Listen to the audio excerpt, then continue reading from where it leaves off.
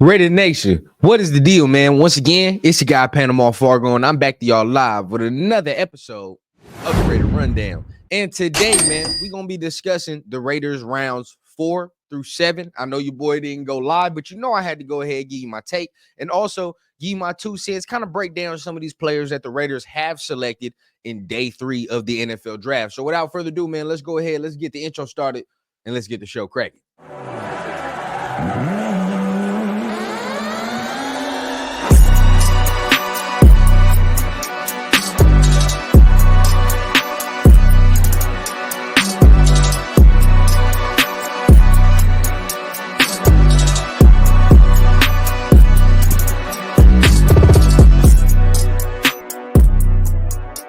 Raider Nation, what is the deal, man? Like I said, you're back for another episode of the Raider Rundown. And today, man, we're going to be breaking down the Raiders' day 3 of the NFL draft, breaking down some of the players, who they selected, right? And giving you a little insight on who they went ahead and added to the team, added to the roster. So without further ado, man, let's go ahead and let's go back.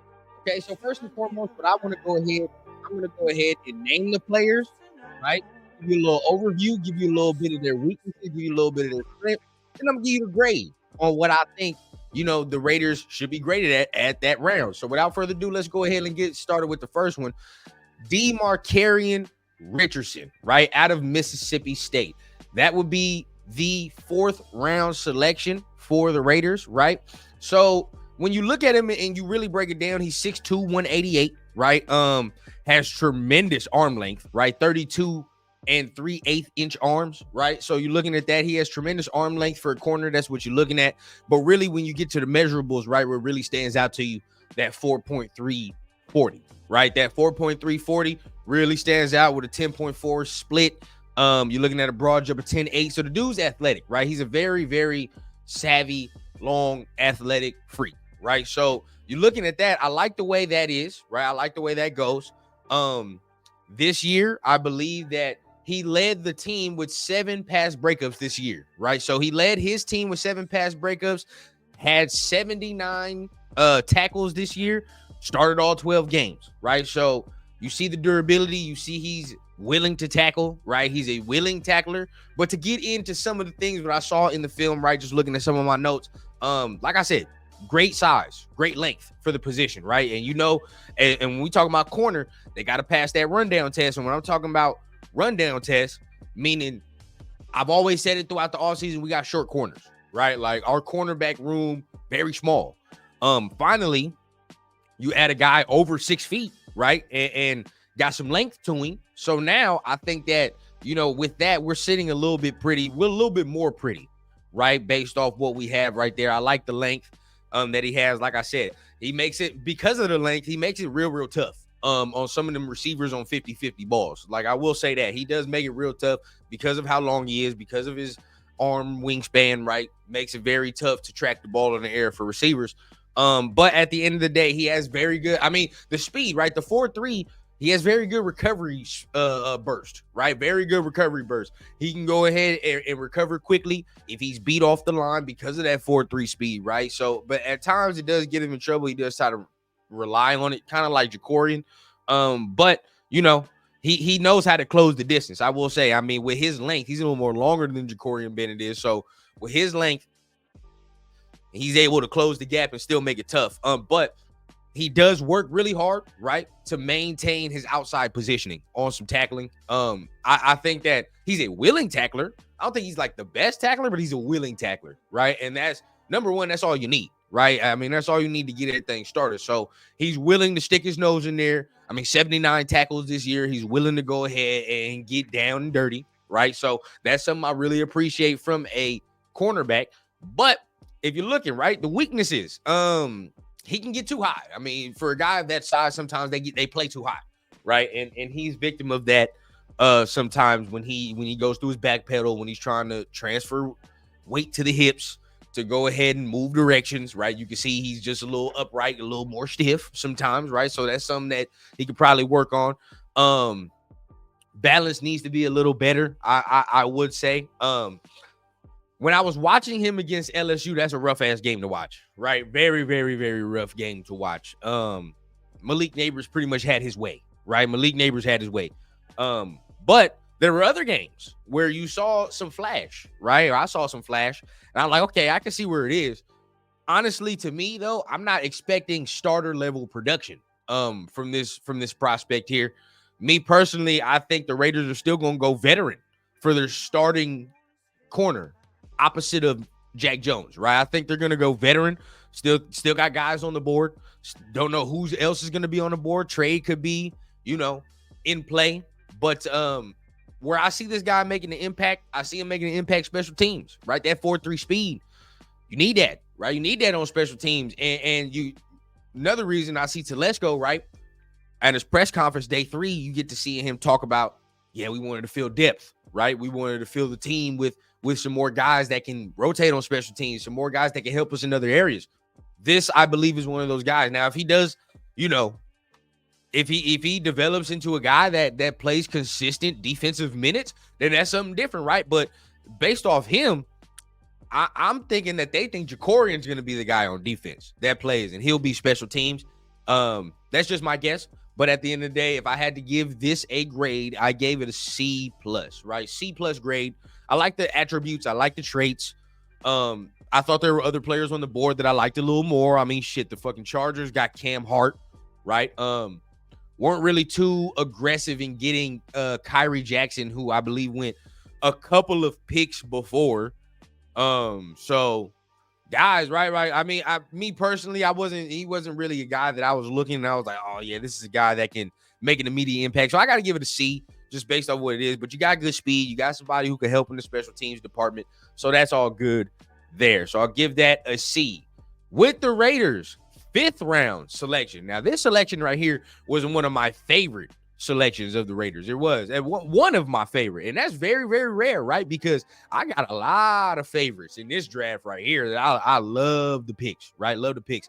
And shameless plug, Wednesday, y'all already know what time it is, right? You know your boy Rundown goes live at 5 on Wednesday.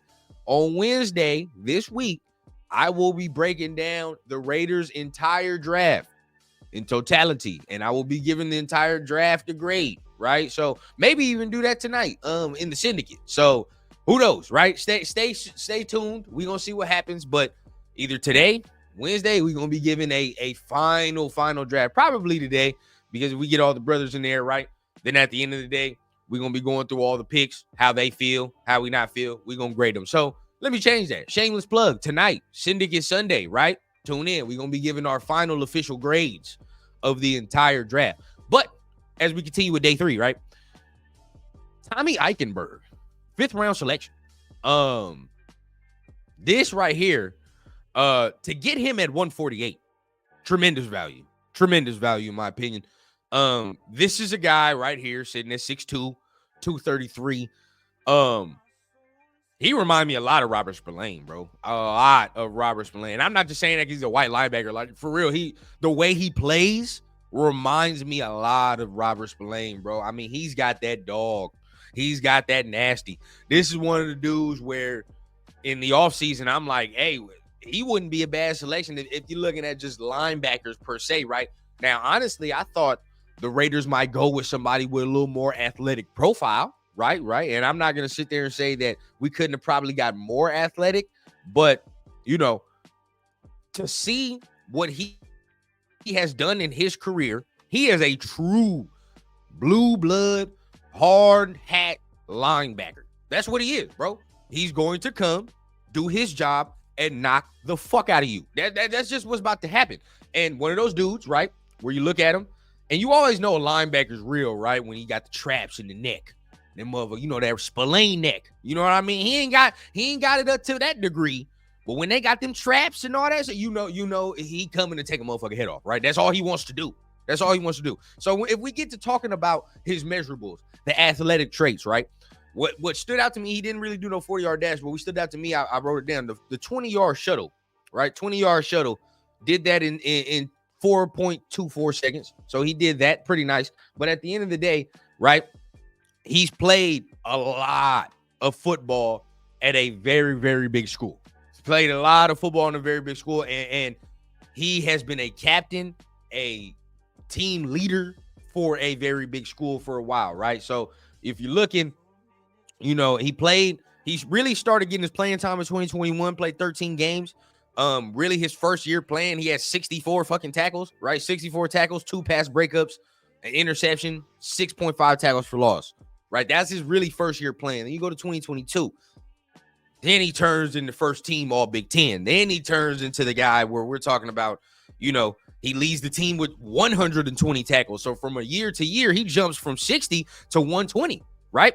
Then he jumps from 6.5 tackles for loss to 12, right? So he's doubling, increasing his output with more playing time and with more comfortability. As you can see, more sacks, more interceptions, more pass breakups. Like with more time, he continued to get better, right? And then now, as you see here, this 2023, right? Another Big Ten Linebacker of the Year award, right? Another first team All Big Ten, right? Started 12 games this year. He missed 3 games, right? This is the first time I'm seeing him miss 3 games because of an injury. Now, check this out. There was a time this man broke both hands, still tried to play. That's the type of motherfucker we getting, right? Broke both hands, still tried to play. That's what I like right there. You know what I mean? That's what I like. And last but not least, for the people who do not know, he is the brother of Liam Eichenberg. So that's another NFL guy. He's an O-lineman for the Dolphins. But as far as the strength, I've already said it, right? 120 tackles. You look in this year, he probably would have had that same output, whether if he did not miss those 3 games, right? But still ended up getting first team All Big Ten, right? Linebacker of the year. So still ended up doing that.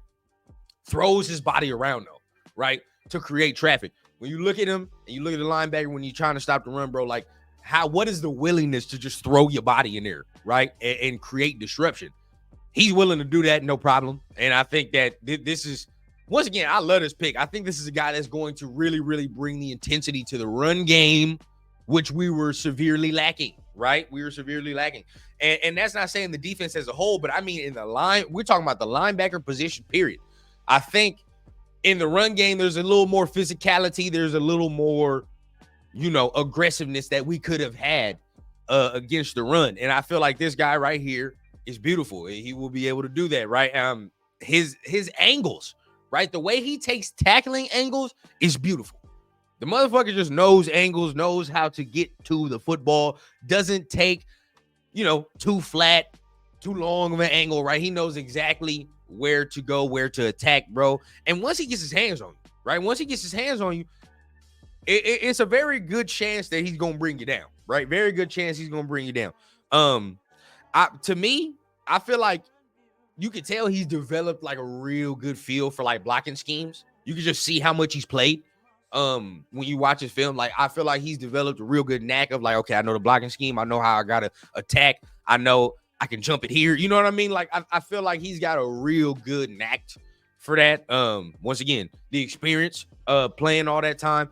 But last but not least, right? I think that he just plays special teams too. Like this is the last thing. Both picks, right? You talk about 4 or 5. They can both play special teams. Now, this dude right here, not gonna lie, in my opinion, in Rundown's opinion, I think he can fuck around and get defensive snaps. I'm not gonna lie. I think Tommy Eichenberg, maybe not this year, right? Maybe not this year, but I think maybe sometime during the season. Well, shit, I ain't gonna lie. Sometime during the season, next year, this dude's gonna be playing, bro. Just, I love what I see from him. I love when a guy's productive at a good school. But we do gotta talk about the weaknesses, right? I'd be remiss if I didn't talk about his weaknesses. Right? I did say Robert Spillane, and you did hear me say a little earlier, I thought the Raiders would go with somebody with a little more athletic profile, and that's one of the knocks, right? One of the weaknesses, not as athletic as some of the guys we may have looked, Edgerton Cooper, guys of that nature, even Junior Colson, not as athletic, right? Not as athletic, but still hits hard. But regardless, we'd be reminisce if we didn't talk about their weakness. Real straight line mover, right? Real straight line mover. When it comes to that side to side, you kind of worry about him a little bit. Right now, I did talk about his shuttle time, 20-yard shuttle time, but at the end of the day, he does kind of struggle when in the game, moving around. Guys who are a little more shifty, right? Does struggle. Sometimes he can't. the aggressiveness sometimes allows him to get glued to blocks, right? Glued to blocks, and sometimes does not shed the way he needs to. But I mean, it's not really a super concern to me, because at the end of the day, bro, it's like 120 tackles, 120 fucking tackles, right? Like, that can't deny what that is. And of course, you deny the jump from year 1 to year 2 to year 3. It's like, bro, no. The dude, you know what I mean? At the end of the day, although the aggressiveness sometimes can play a different factor, I'll take that all day. It's the risk reward factor with that, right? So really, most of it is the lateral quickness. And then, of course, we talk about the coverage ability. Now, he's not like completely dog shit at coverage, but he's not the best, right? He's not like the guy we're gonna be like, oh, well, like Travis Kelce's eradicated from the game, right? Like, no, it's not what this is, bro. This is in between the tackles, right? Him, Spillane, whatever the guy's gonna be, these between the tackles. We gonna fuck you up in here. You're not gonna run the ball. We might get our hands on a couple of things throughout the middle because we savvy, right? Because we're smart. We know what you're running. We study film. So he might get his hands on a couple of footballs. But yeah, when it comes to the coverage, don't be expecting like, you know, Fred Warner and shit like that, because that's not what this is. But hard hitting, hard hat, love the pick. Gotta give this pick right here an A. I give this pick an A. I just from where you got him, 5th round. Yeah, A pick to me. And we can go ahead and get to the Raiders' next pick, which another one of my guys that I really, really like. That the Raiders did select. I really like this pick right here. So when we talking about Raiders and their backfield, right? What is the one thing I continuously said about the Raiders backfield? It lacks speed. It lacks explosiveness. It lacks wiggle, right? It lacks shiftiness. Well, you're taking care of that in the 5th round, right? You're taking it. Oh, 6th round. Sorry. You're taking care of that in the 6th round, right? With running back Dylan Laube, right? Dylan Laube from New Hampshire. Now, if you did not know about Dylan Laube, shout out to my guy Cowtown, right? Shout out to my dude. We talked about Dylan Laube a lot throughout the process, right? A lot. Looking at his measurables, 5'10", 206. This is the guy, right? Think of Austin Eckler. Think of Danny Woodhead, right? Think of these guys. That's what you're getting. That's exactly what you're getting. And me personally, I couldn't be more happy, right? Because he complements the fucking room, right? A lot of people, when we're talking about this running back position, wanted to go after Audric Estime, Braylon Allen. And although good prospects, they do not complement the room. I've been saying it months upon months, weeks upon weeks, right? The Raiders need to complement the running back room. They have bruisers. They have guys with straight line speed. They have all that, right? Zamir got that. I mean, even when you talk about Alexander Madison, right? Straight line speed, he got that, right? He could be a little more powerful, but we got power, right, in there. But now you talk about a guy where you can get his motherfucker screens, right? He can run actual receiver routes, right?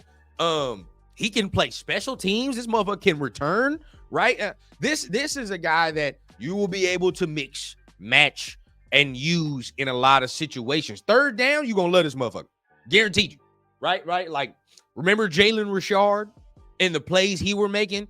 Yeah, you're welcome with this shit right here. Like, that's how I'm seeing it, right? And just based on what I saw, even because I even watched him before we even picked him. So at the end of the day, I knew what he can do, right? But on 3rd down, we're going to love this motherfucker because that's where he's going to shine. Right? On certain downs where we trying to get quick yardage, he gonna shine, right? Right? Like, we got 2 dudes now that we have drafted in the draft. You talk about Brock Bowers, right? And you talk about this guy right here, where if you throw these motherfuckers a flat route, swing route, screen route, it's a very good chance that they're gonna take that shit 30 plus, right? And that is a real great trait to have, man. We got a lot of versatility in that offense right now. I am very happy with the selection of Dylan Laube. But as we go through, right, and I know some of you might be saying, well, fuck, it's New Hampshire. Like, how fucking good can a dude from New Hampshire be? Hold your tongue, bro. Because regardless of it, right, the running back position, I don't take too much stock in school. That's just me. Like, I don't. This motherfucker's career, different. If he had this career at any big school, you be talking about this motherfucker first 3 rounds. No question, right? Look, 2019, He led his team. This is his first year playing because he redshirted in 2018. In 2019, he led his team with 1372 all-purpose yards, and he only played in 10 games, right? Only played in 10 games. So we talking about all-purpose, all right? So 4 receiving touchdowns, some shit like damn near 20-something rushing touchdowns. This dude went stupid, right? Went stupid. So in 2020, once again, led the team with rushing yards again, led the team with damn near receiving yards, right? But at the end of the day, right, 2020 was the year of COVID. So he wasn't going to be able to completely, right, outdo what he did because the season got canceled. But you're looking at 2021 where they were able to come back once again, picked up right where he left off with 1359 all-purpose yards, right? And played in 9 games on that one. So 10 games having 1,372 all-purpose yards, and 9 games had 1,359 all-purpose yards. So regardless, he's going to continue to do what he does, bro. Like, that's what he does. He's going to get all-purpose yards. First team all-selection in 2022, first team all-selection in 2023. His career at New Hampshire, something close to like 7,000 all-purpose yards, right? Damn near 40 touchdowns. Like, that's wild production. Now in between the tackles, right? Now we got to talk about in between the tackles. I don't see him making that immediate impact there, right? I don't see him making the immediate impact between the tackles. He can run in between the tackles, but you saw the measurements I gave you, right? 5'10", 206, right? You know what I mean? He's not going to be consistently, smash mouthing his way throughout the line and shit like that. No, that's what we got Zamir for, right? You know what I mean? That's what we got Zamir. Zamir will be that bruiser. He's going to be the guy where the fourth quarter, we like, fuck, we got to still tackle this dude. Like, you know what I mean? And then all of a sudden you get little Dylan Laube, little screen pass when you already tired, and this motherfucker can take about 40 yards, right? So overview, right? We talk about the strengths and the weaknesses, okay? Production all across the board. You're going to get production all across the board. Not necessarily a strong blocker, but everything else that a running back needs to do, he's going to fuck around and do. He's a very efficient cutter, right? I'll say that. Very efficient when he cuts, right? No wasted space when I say that. And when I say efficient mover, efficient cutter, I'm going to continue to say that, but that means you don't waste no movement, right? And when I say waste movement, a lot of people take 2-3 extra fucking steps before they make a cut. He ain't like that. Cut on a dime, right? I like what Hondo be saying. Hondo says he cuts on a dime, give you 9 cents change, right? I like that shit right there. That is true. He knows how to set up his blocks, though. I give you that. And you can see it in the screen, right? I continue to talk about the screens. He knows how to set up his fucking blocks, bro. And that's beautiful because some running backs don't know how to do that. When you talk about, like, being able to allow your blockers to set you up, right? You let your blockers take care of linebacker here, corner here, safety here, whatever the case. And that allows you to, if you're patient enough, allows you to break along, right? He multiple instances I've seen him done that. He knows how to set up his blockers in a very good way, especially with the guys we got on this offensive line now. How we gonna start blocking? He gonna have a field day, right?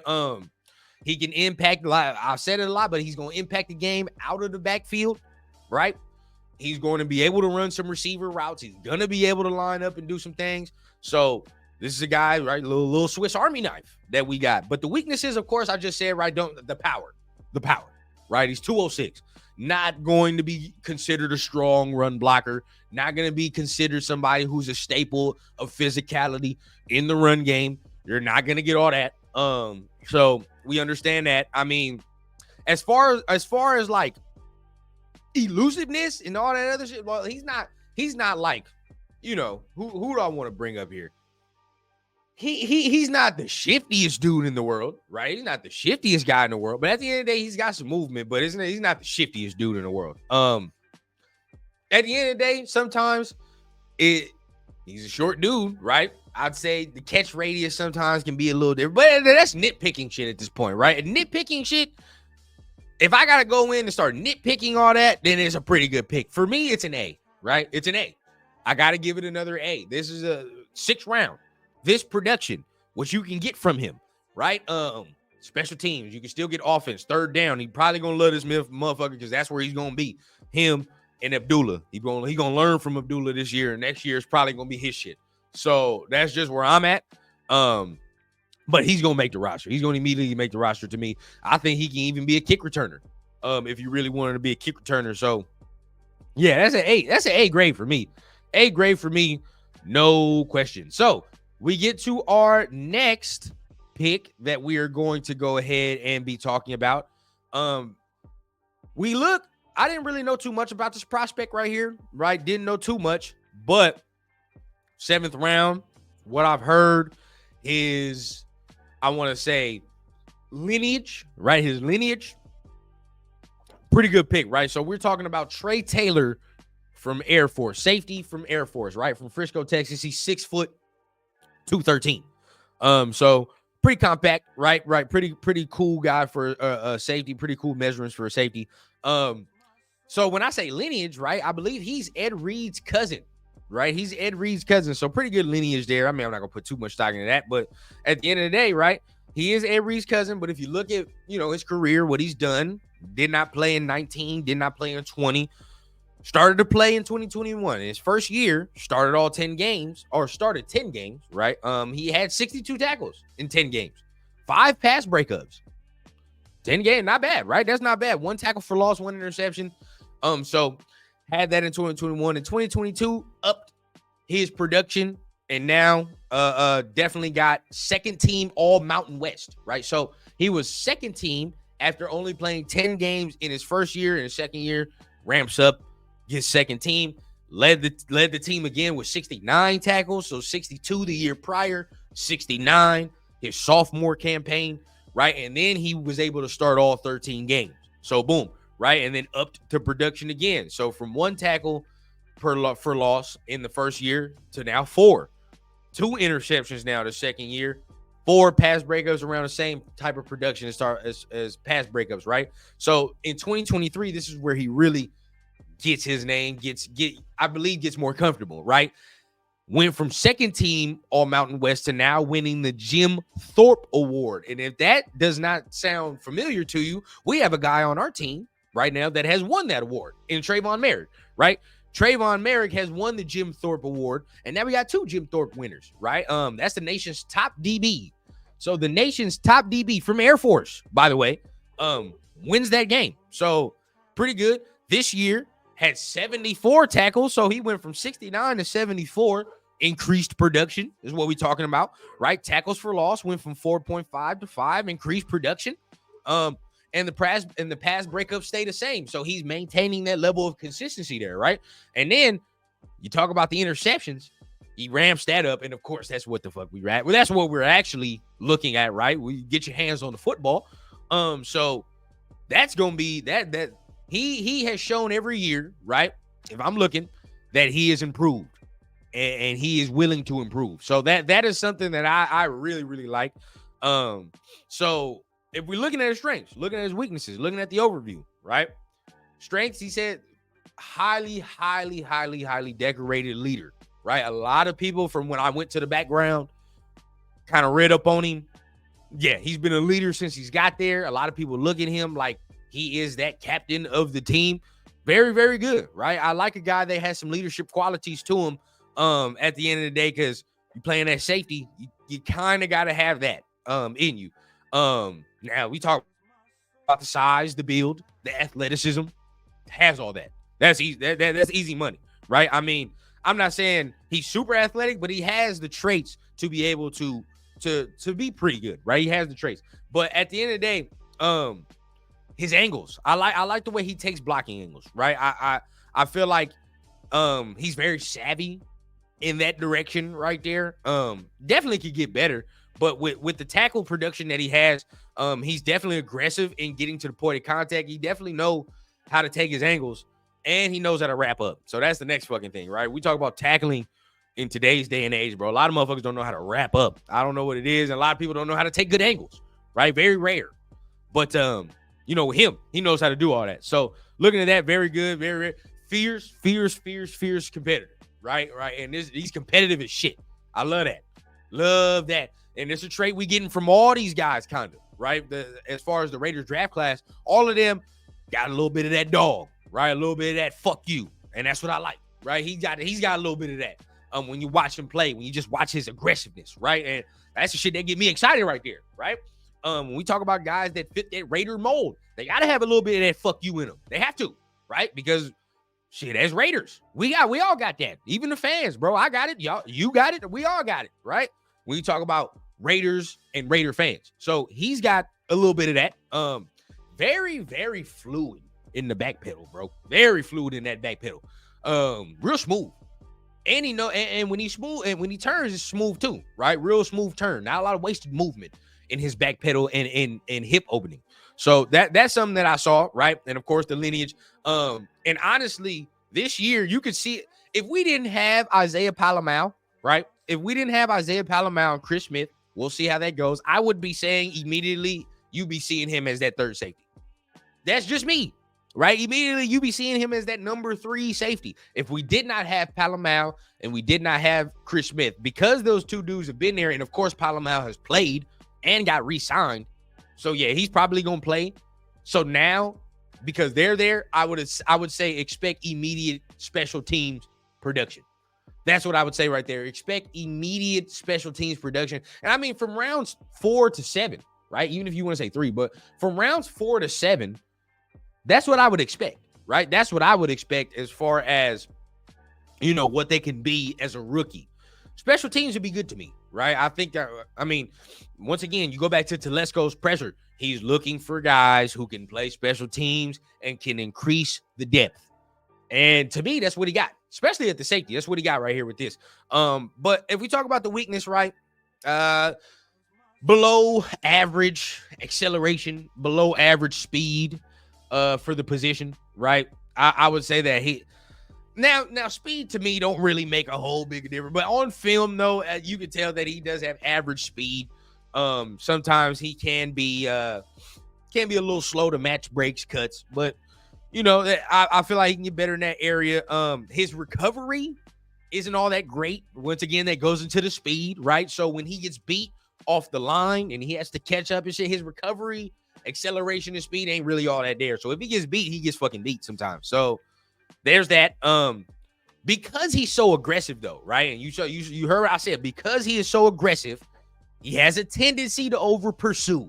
Now he takes cool angles, but that aggressiveness can get him in trouble sometimes. Now, once again, like I was talking with Tommy Eichenberg, some of that shit I can live with, right? Because you're trying to be aggressive, you're trying to make plays. You take the risk with the reward at that point. So it is what it is, right? Sometimes that can get him in trouble, but whatever. And at times, right, because he's aggressive, that it falls into that impatientness, right? He becomes impatient, wants to make the play, right? And as a safety, sometimes you got to tamper that down. Gotta want to, be patient to see the play develop. But, once again, aggressiveness, you take the risk of the reward, bro. You don't want to take too much out the player, and then the player don't play the way he should be playing. So, once again, right, I think this guy right here, immediate special teams impact. If I had to give it something, I give it a B. I give it a B. Didn't say we needed a safety. I never thought we needed one. But I mean, if you want to talk about just special teams getting something, I give it a B plus actually. So I'll give it a B plus. Be generous. He does have some traits though. He is a good prospect. So I'm not gonna sit here and say he's not a good prospect, but I didn't think we needed a safety like that. So B plus is what I give that there to Trey Taylor from the 7th round. And last, right, but not least, we talk about MJ Devonshire, right? MJ Devonshire is the last guy, 7th round. This guy right here, man, interesting cornerback from Pittsburgh, right? A lot of people was raving about, his upside. You look at him, he's sitting at 5'11", of course, 186, a senior, if we look and he had a 4.4 40, 1.5, 10-yard split. So the dude, he has some athletic traits, not as fast as our guy from, Mississippi State, not as fast as that, but there are some traits. You're looking at his bio, man, played in Kentucky 2 years, but transferred, right? Transferred after that, and then has been with Pittsburgh ever since. His first year with Pittsburgh, he had 13. He played 13 games, but he wasn't no starter, right? Wasn't no starter. And then in 2022, he was able to become a starter, right, was a return specialist. So think about that. He has return ability, right? He has return ability to him. So that's good, right? Honorable mention for a cornerback in that portion right there. But had a pretty good year, right? 34 tackles, 9 starts in those 13 games, 8 pass breakups. So not bad. So this last year was when he really got to start, really got to put in some work as a starter, right? And then received second team all ACC as a corner. And then led the team with 4 interceptions this year. So he played in all 12 games. But he only started 9. So regardless, right, he only started 9 games. So this is a guy right here. I think that he's got good wingspan though. For being 5'11", he's got good wingspan. He's got like a 6'6" wingspan, some shit like that. So that's good, right? And with that, of course, helps the on-ball production, right? When the ball's in the air and he's able to, try to limit receivers' visibility on the ball because of that arm length. He's able to do that, right? He's able to do that, and he does that consistency. So I like that. Footwork and route recognition is something that I kind of saw, right? Like he knows how to recognize routes. So that plays into the film study, right? Plays into the football player. He knows how to study film, knows how to look at what he wants to see, right? And at the end of the day, right, is athletic enough to diagnose and then take action on what he sees, right? So I like that. Loose athlete, very loose athlete. When I say loose athlete, I mean like this motherfucker, like he's like those weird stringy dudes, right? Who looks like shouldn't be able to bend the way he bends, shouldn't be able to move the way he moves, right? Like how the fuck is he move? How does a human move so elastic, right? Think him. I think that's kind of where he goes. I think that he's as far as his coverage and movements and coverage, he moves real smooth, right? Real elastic, like. So I really like that. I really like how he moves in space, bro.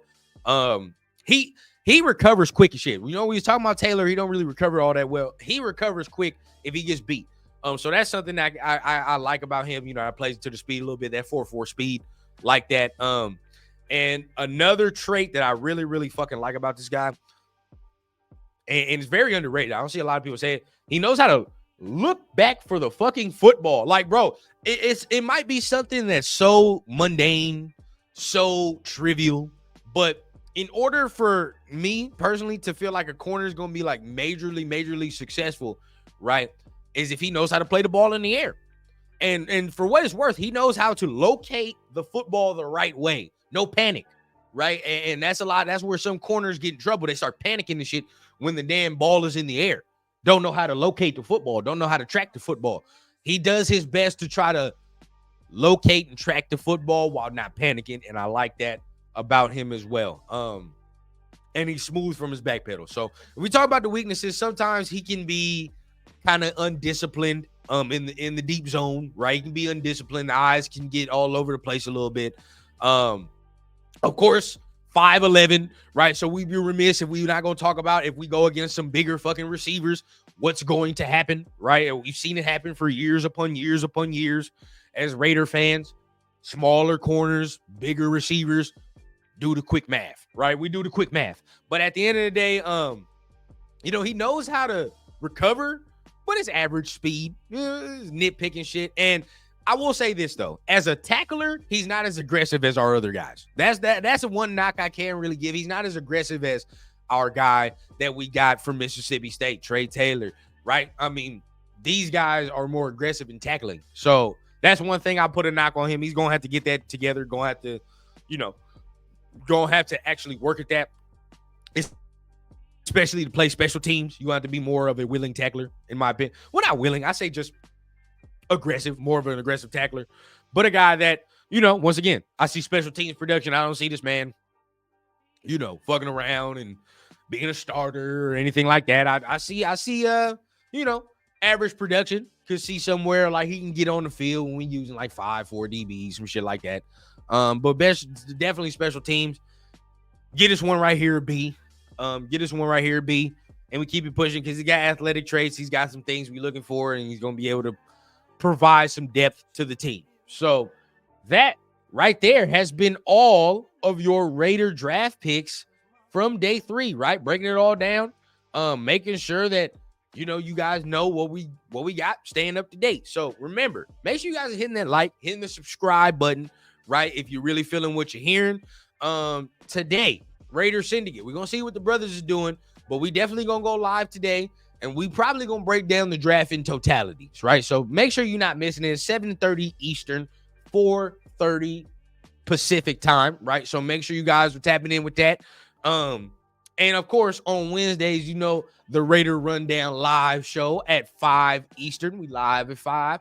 So make sure you guys keep your calendars and notifications on for that. So without further ado, man, y'all know what time it is, man.